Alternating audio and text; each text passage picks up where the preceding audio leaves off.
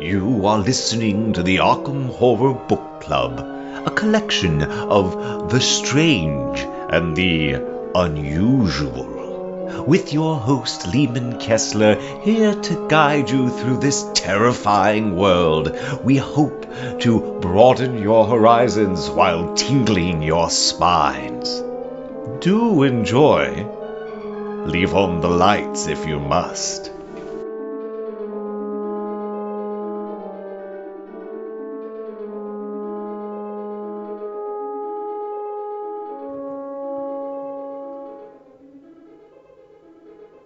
Hello and welcome to Arkham Horror Book Club, a chance for attractive, smart people to come together and talk about all the weird and horrible books out there that just make us all feel a little more alive inside. I'm Leeman Kessler, and joining me today is noted author and owner of possibly the finest mustache in all of the literary canon, Joseph Pulver. Joe Pulver, how are you? I'm fine, thanks. Nice to be here. And Joe, you are you're a walking legend. You're a man out of time. You're someone who, I came to in this sort of bizarre world of weird fiction already kind of being somewhat aware of, and then to, get a chance to kind of pal around with you on the e-zine or see you joking it up with Joe Shea and them out at the Necronomicon. It's a pretty amazing thing. Well, thanks. I don't perceive myself as any kind of legend.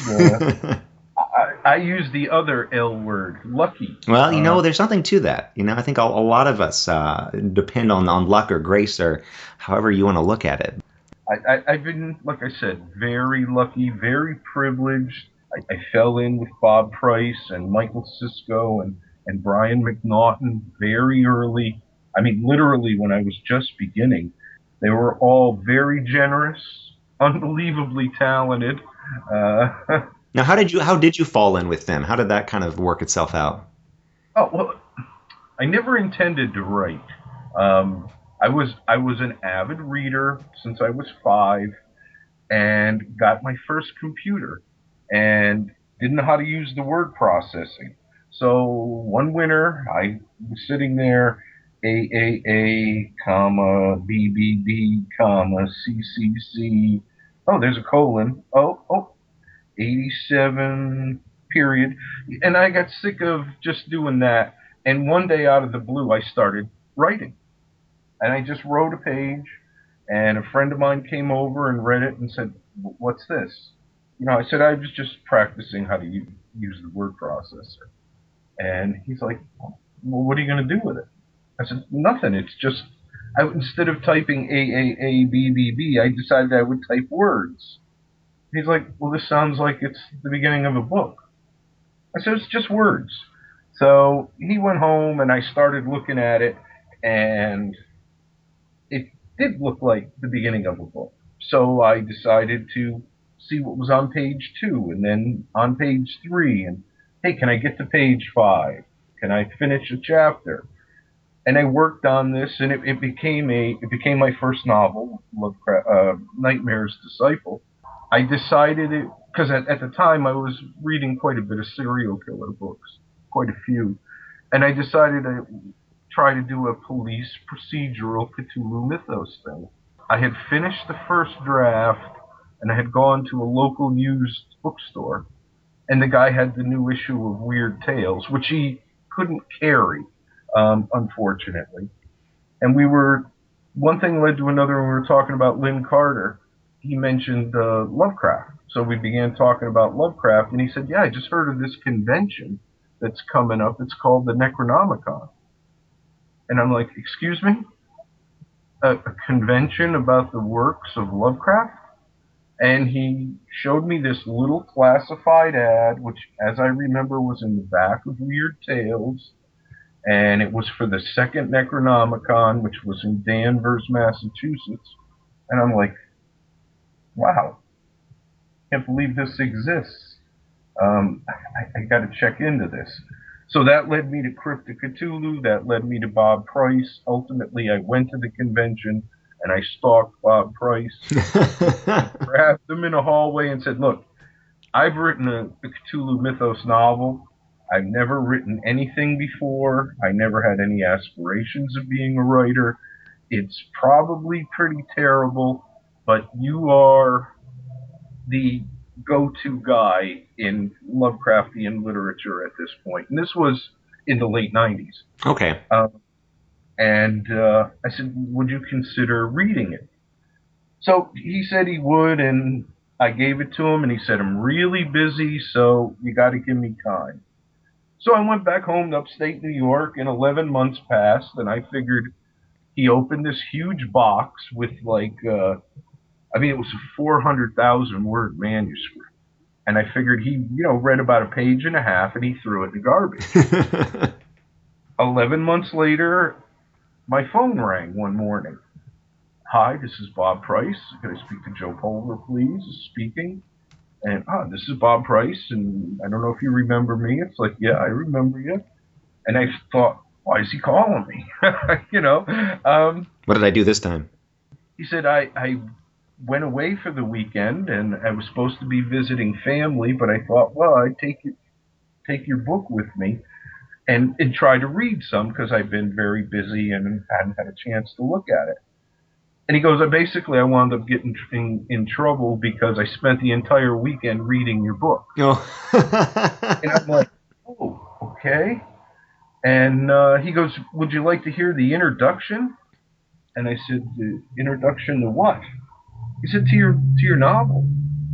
I said, I'm sorry, I don't understand. He goes, I wrote an introduction for the novel. It's a great book. It is? So he read me the introduction over the phone, and he's like, well, what do you think? And I'm like, could I ask you to read that one more time? He explained to me what he was doing with Chaosium, because at that point he was editing all the cycle books. Oh, right, okay. And he goes, if it's agreeable with you, I'd like to contact Chaosium in my role as, their freelance editor and recommend that they publish this. Wow. And I'm, well, yeah, that would be agreeable. And 11 days later, I had a signed contract for Nightmare's Disciple. So at that point, I started to get involved. Bob was living in northern New Jersey, and I started getting invited to his monthly Calum clubs. And he'd have Cisco come, and like I said, Brian McNaughton came, C.J. Henderson, Mark Saraceni, any number of people. And I started to get an opportunity to hang out with these guys, which was indeed wonderful. We would bring new work and sit there and listen to people. I mean, to hear Cisco read some of his early short work was amazing. Brian McNaughton, when he was working on some of the things that would be included in Throne of Bones, would bring things and read those. Rod Heather had just started a magazine called Lore, and he would, tell us, hey, I just got Richard Corbin's doing the cover. I mean, it was really electric. And that's where I started. So I got to know these guys and hang out with these guys. And, went to the second Necronomicon, like I said. I went to the third, the fourth, and the fifth. And, knowing Cisco and knowing Bob and then ultimately having work published in Cryptic Cthulhu and my novel coming out, I got to meet and know other people. So, and it's just continued on from there. That the Lovecraftian community has always been accepting and friendly. I've met a lot of wonderful people. I see it as a pond that's very inclusive. Lovecraft himself brought others in.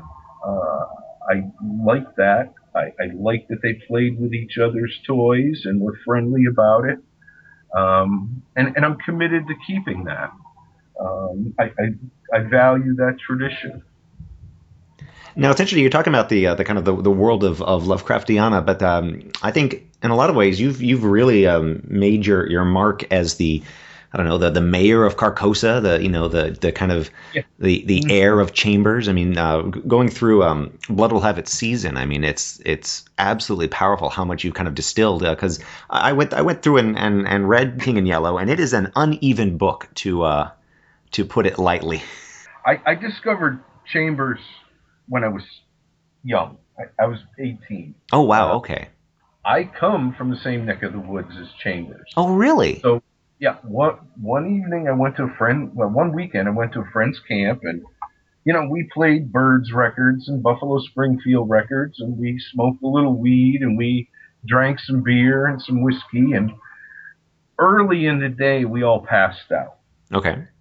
And I woke up, and there we were sitting on the edge of a lake reservoir, Sagamdogger Reservoir, and big moon riding in the sky, and everybody's passed out. And I used to always take books with me everywhere I went, and I had one of these things like Hauntings and Horror or whatever it was called, one of these old 45-cent Oh anthologies. yeah. And there was a Chambers story in there, the yellow sign. And I sat there on the porch reading Chambers, and it was spooky. What's the And the perfect next, place for it? yeah, it just the entire setting. And by accident, the next day we were somewhere, and during conversation, horror and books came up, and I said, yeah, I just read this Robert W. Chambers, blah blah blah, and one of the people there said, "Oh, he's from here." And I'm like, "From where?" "Oh, well, here. He's from Broad Alban. You guys, it's right over there." And we were literally a stone's throw from the ancestral home of Chambers. Wow. And all of a sudden it was like, wow, we got our own writer. I mean, to me, at that point, that was big. I mean, we didn't have a lot of noteworthy people come from where I grew up. So Chambers was the hometown boy. I got my paws on, the rest of the King in Yellow material. I thoroughly loved it. I, Repair Reputations, I thought, was one of the most staggering things I'd ever read and still do. Um, and, then I pursued some of the other Chambers. You'd find stuff in used bookstores. And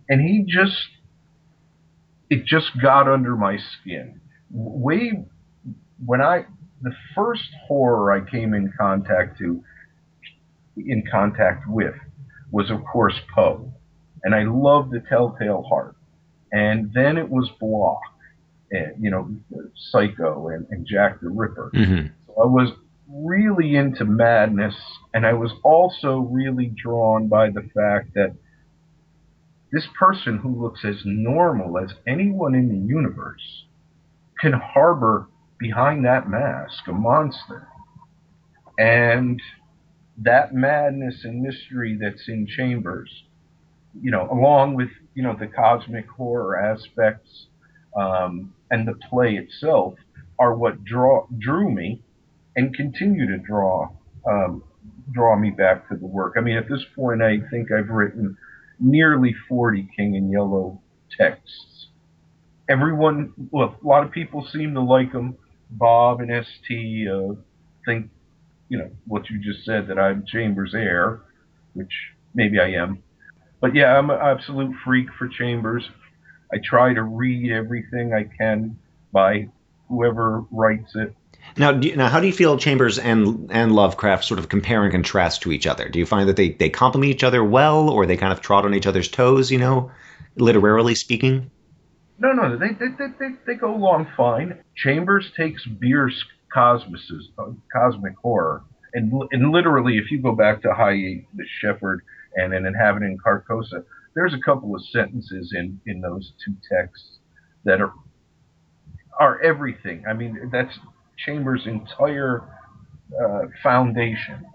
Um, and Lovecraft takes that, follows suit as far as cosmic horror. I mean, he ups the ante in his own fashion, but fits in well.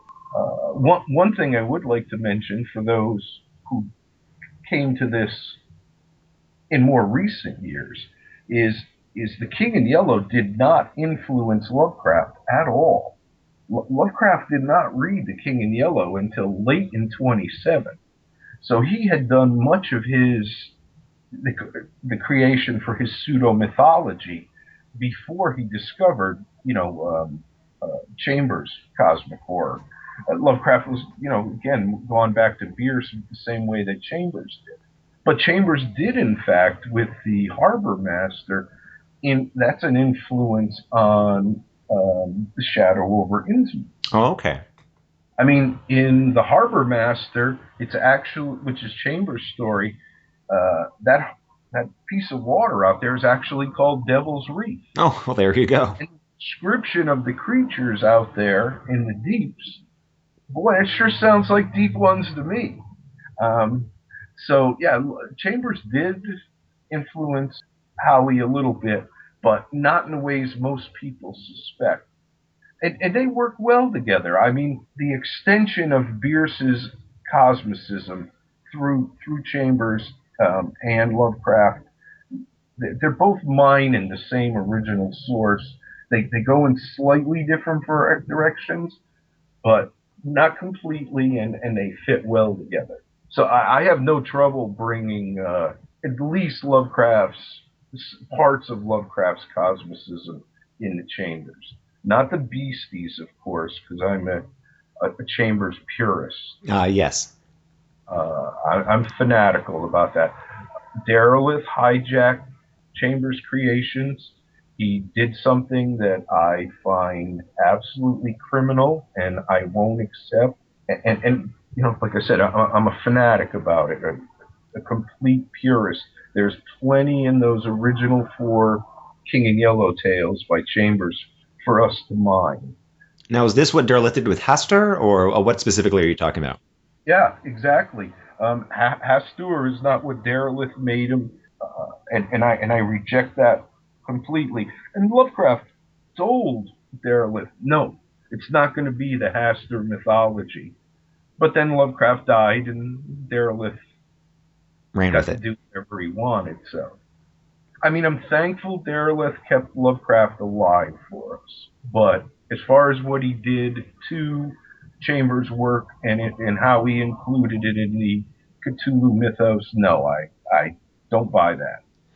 Well, it's interesting how sort of Lovecraft, or at least sort of the Lovecraft Industries has hijacked a lot of the kind of chamber stuff. You play Arkham Horror, the board game, and you find all the King in Yellow stuff there. All the references you'll find to Hastur tend to be in a kind of Lovecraftian ilk.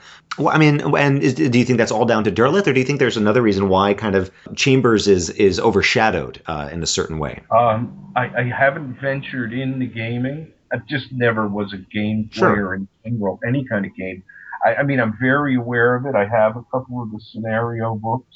Part of me is very tickled that the gamers have accepted the King in Yellow and utilize it as much as they do. And because it's gaming and not fiction, this might come out wrong, but I forgive them. Okay. They're not sinning. They're taking something I love and they've found a way to include it in something they love. And I appreciate how much they really adore this thing and how reverent they are overall. Um, but again, it seems to me that overall it's their Lethian uses of especially Hastur, um, uh, that they've included. But if they're enjoying it, I don't see them abusing it. Whereas Derelith completely transforms it in fiction, and that's an abuse. But do you see elements even beyond Derleth of folks essentially ascribing to Lovecraft these creations of Chambers, or at least folding it into the mythos in such a way that it's hard to see the Chambers for all the Lovecraft?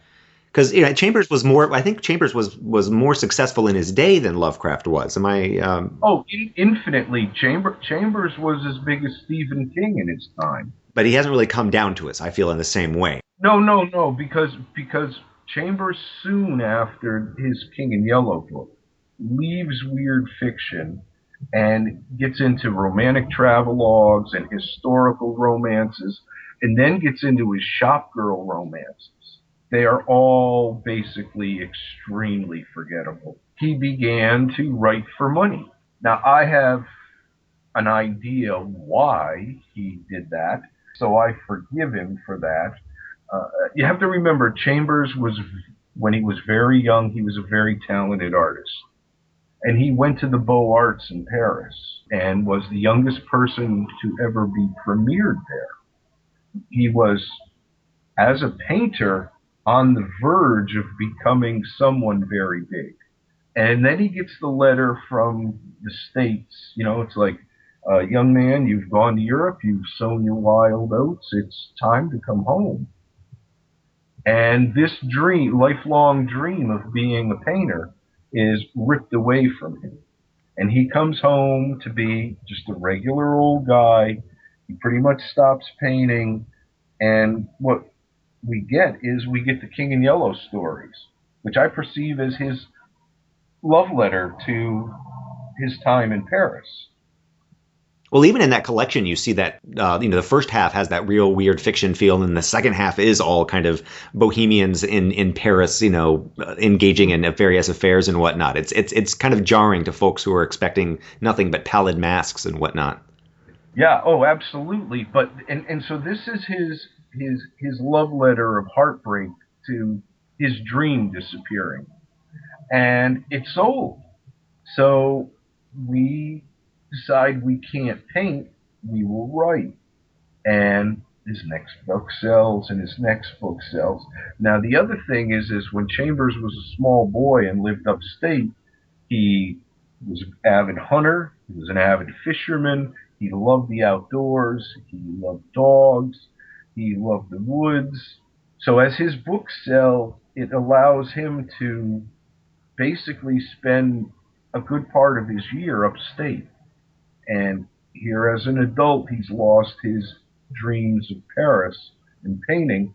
So we retreat to our boyhood home and our boyhood dream, and we're hunting and fishing and we're planting trees. I mean, he was an early ecologist. And this is all in the same area where you're hanging out and drinking beer Yep, and reading at midnight. yep. So he becomes a very popular writer. So he lives in New York during the winter. He spends X amount of time upstate in the summer, hunting, fishing, dogs. He's reliving his boyhood dream. And the writing was only there to pay for that lifestyle. Because he's still in New York, hung out in very upscale social circles. He knew Twain, he hung out with a lot of people. Him and his wife were very into collecting art. They spent a lot of money on it. So he's got one lifestyle in New York during the winter, in the colder months, and another lifestyle upstate during the warmer months. But that's what I think of where all this material originates. And you feel like that leaving weird fiction in a sort of way diluted his legacy in a different way than sort of Lovecraft's tragic Yeah. poverty and. Oh, absolutely. Because the historical romances, there's occasionally a nice little piece of writing here and there. The travelogues, again, you'll find a little bit of interest here and there, but he's just cranking them out. And by the time he gets to the shop girl romances, they're Harlequin books. I uh, they're interest. There's a couple of things interesting about them, but they're not well written. They are phoned in, and they're not worth remembering. So ST did a rather hefty book called The Yellow Sign and Others that has The King in Yellow Tales. It has Police. It has what of Chambers' work is worth remembering, unless you're an oddball completist like me. Who's going to read every single shop girl Oh, novel? no, no, no. I've only read a few of the shop girl romances, but in lieu of my interest in the King in Yellow work, there are aspects to those that at one point I do want to look at seriously. And Blood Will Have Its Season, I think, is your big collection of that. Do you have others beside that, or is that kind of the if folks are interested in Yeah. sort of seeing your Um, take? Blood Will Have Its Season is where I would direct them first. And I think Blood Will Have Its Season has 11, 12, 13 King in Yellow things. Then my second collection, Sin and Ashes, has 8 or 9. And my third collection, Portraits of Ruin, has 7 or 8. I've, of course, got quite a few more since then. And, some are not published. They will be soon enough, and others are. But for the largest examination of my take on the King in Yellow, yes, certainly it's in Blood Will Have Its Season. Now you mentioned that you've got stuff. Some of these stories are due to come out. What else do you have coming out in the not too distant future? Let's we can leave behind the 19th century and jump ahead to the 21st. Okay. Jeff Thomas has edited 2 collections of fiction of mine, which will both come out next year. One is called The Protocols of Ugliness, and you'll forgive me, but I forget my own work real Okay. bad. And yikes. I think the other one's called Stained Translations. Okay.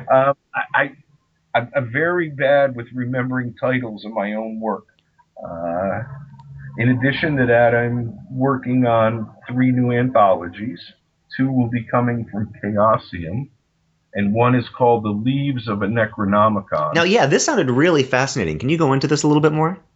Yeah, there's a book called Accordion Crimes by E. Annie Prue, which follows it starts with the creation of an accordion, and we watch the accordion travel from owner to owner. And I've always loved that literary device, and I wanted to look at it in a Lovecraftian context. So I decided, what if 1895 or so, someone creates the John Dee translation of the Necronomicon. Okay. And so we have the book being built and given to the person who commissioned its building. And then we watch the book trade hands for 100 years. Sort of like the red violin of weird fiction. Yes, yes. Again, it's a common um, trope in the arts, and I just wanted to put it into a Lovecraftian context. The other thing is some of the other thing I wanted to do, because I first proposed this to Bob Price in about '96 or so, and he's like, well, "Why don't you write it?" And I'm like, "No, no, no, no, I don't want a single voice. the The thing is it's novel length, but it's a round robin. Okay. As the book changes hands, I want it literally to change hands. Different writer, different narrative style, different ideas, different approach. You and I are both Lovecraftians, but we're different people. So So a slightly more a thematic challenge from beyond, as it were. yeah, exactly, and that's what I wanted to do, and what's being done. I have so far I have 7 of the chapters in hand, and they're the very first one was written by Nate Peterson, and it's the actual building of the Necronomicon. Creating typeface and so on. It's all the technical parts. Another chapter is a sermon written by Bob Price. Okay.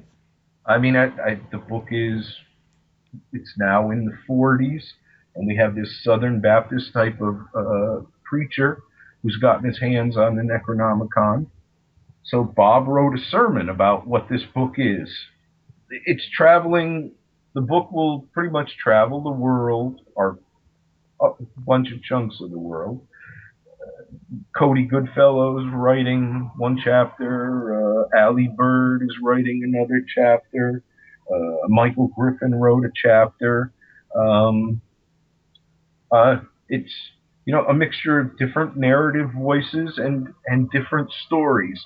And the other thing is I wanted this book to be about the owners and more than anything.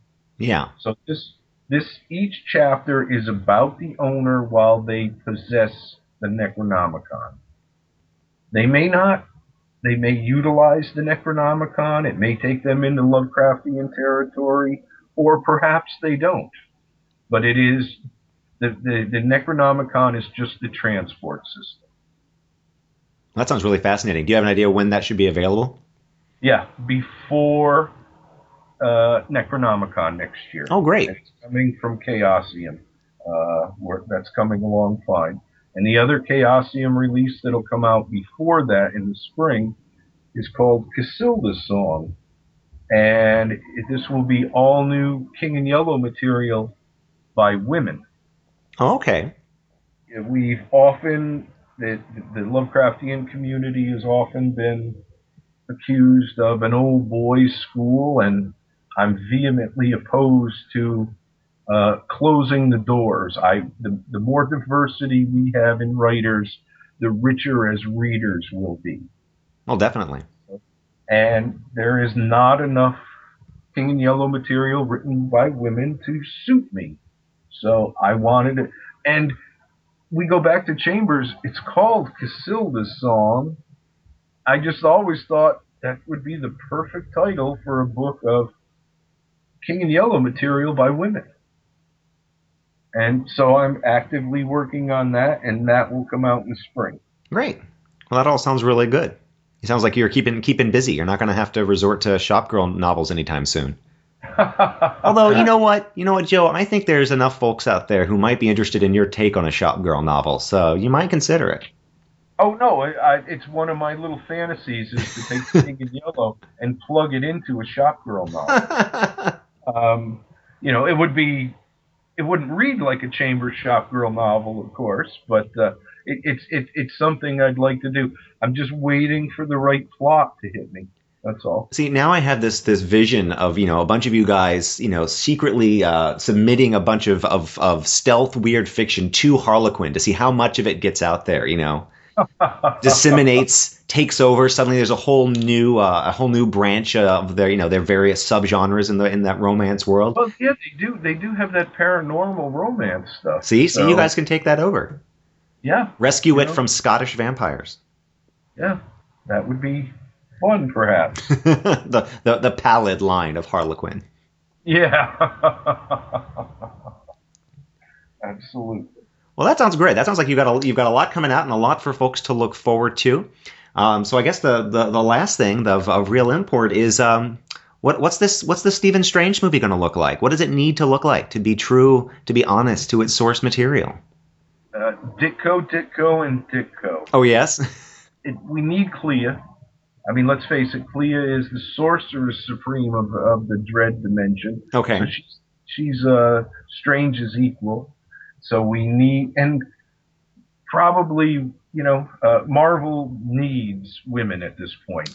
Yes. We need strong female characters. Clea would be great. I'd like to see Jessica Chastain as Clea. Oh, okay. So you've already cast this. That's what that's what I want to hear. In my head, yeah. There's a guy. I think his name is John Huston. He's on Boardwalk Empire. He's come back from the war. He had half of his face. He wears a mask. I'd love to see him as Doctor Strange. Okay, you say John Huston, and I think of the guy who played Gomez Adams, which I would love to see as Doctor Strange. Well, there's a bunch. I mean, if Jeremy Irons was a little younger, he would be a brilliant Doctor Strange, I think. Or Daniel Day-Lewis, my word, that would be thrilling.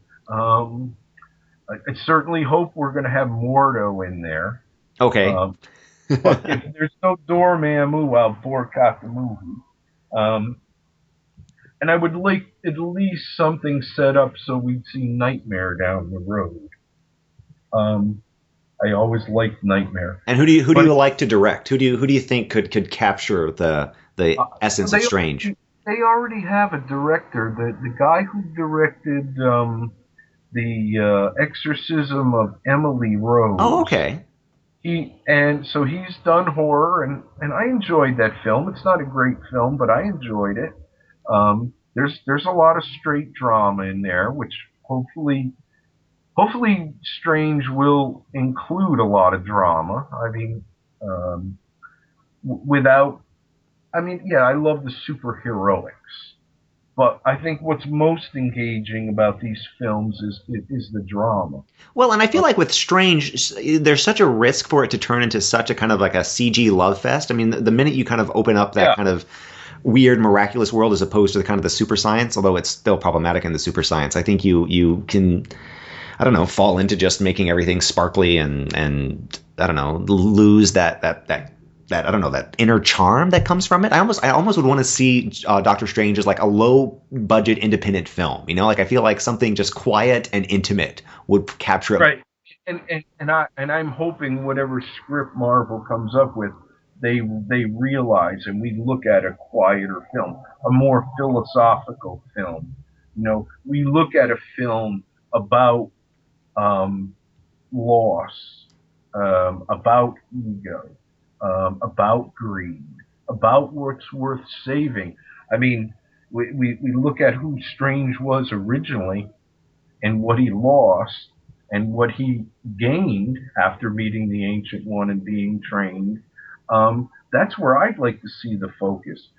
Is Strange realizing what riches that are in this world, and that's why he's battling to save it. Quieter would be great. Definitely give me philosophy. I guess I do want to see Ditko's Dread Dimensions. I do want to see the mindless ones up there on the screen, but I agree we don't need great swaths of that stuff. Less is more when you're going to bedazzle us with those Ditko-esque dimensions. I cannot agree more. Yeah, we really need great actors in this. It needs to be about the people and about what they've discovered and what they're willing to risk to to save us or to help us along. We'll see. We're it's way too early in this process. They've got their director, but they don't have a lead yet. Well, speculation is half the fun, right? I mean, then Oh yeah, we can grouse about how we were right all along. You know, after all the official facts are out there. yeah, we can. And I really don't want to know much more than who's going to be Doctor Strange, and yes, Clea's in it, and yes, Dormammu's in it, and then don't tell me anything because I'd like to be hopefully very pleasantly surprised. All these 2 years before the movie comes out, and we know what happens.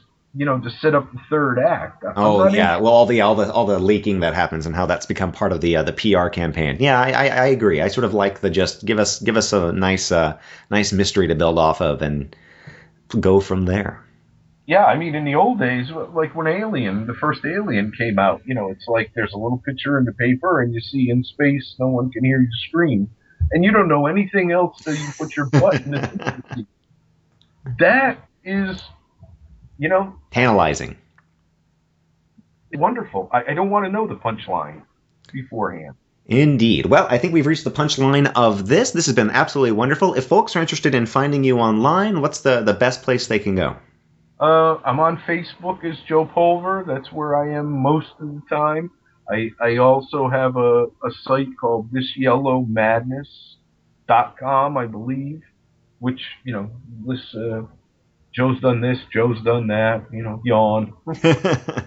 But pretty much Facebook is where I hang out. Great. Well, we look forward to seeing you there, and we look forward to hearing more from you. If you're interested in the Arkham Horror Book Club, you can find more of us at arkhamhorrorbookclub.tumblr.com. If you're interested in me, you can find all of my crazy Lovecraft impersonation at asklovecraft.com and various permutations of that. Joe, it's been an absolute pleasure, and we look forward to seeing the rest of you guys next week. Thanks so much, Leeman. Ta! Arkham Horror Book Club is in no way affiliated with Fantasy Flight Games or the Arkham Horror series of board games, which are really complicated and take too long to play.